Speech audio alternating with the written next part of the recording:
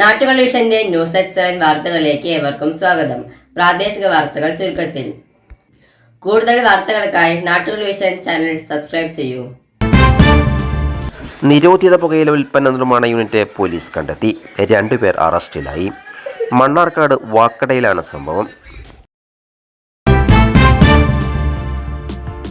മണ്ണാർക്കാട് വാക്കടപ്പുറം കരുവാരക്കാട് പൂട്ടിക്കിടന്ന ഗോഡൌണിൽ നിന്നും 1 കോടി രൂപ വില വരുന്ന നിരോധിത പുകയില ഉൽപ്പന്നങ്ങളും നിർമ്മിക്കാൻ ഉപയോഗിക്കുന്ന മെഷീനറികളും മണ്ണാർക്കാട് പോലീസ് പിടികൂടി.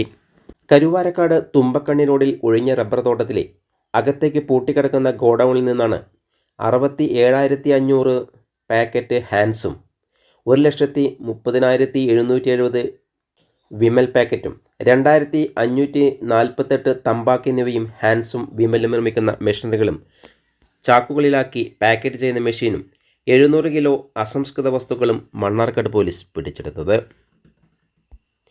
സംഭവത്തിൽ രാജസ്ഥാൻ സ്വദേശികളായ 31-കാരൻ പ്രകാശ്, 39-കാരൻ ഘനശ്യാം എന്നിവരെ പോലീസ് കസ്റ്റഡിയിലെടുത്തു.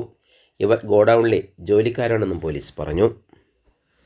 പോലീസിന് ലഭിച്ച രഹസ്യവിവരത്തെ തുടർന്ന് നടത്തിയ പരിശോധനയിലാണ് 1 കോടിയോളം വില വരുന്ന നിരോധിത പുകയില ഉൽപ്പന്നങ്ങൾ പിടികൂടിയത്.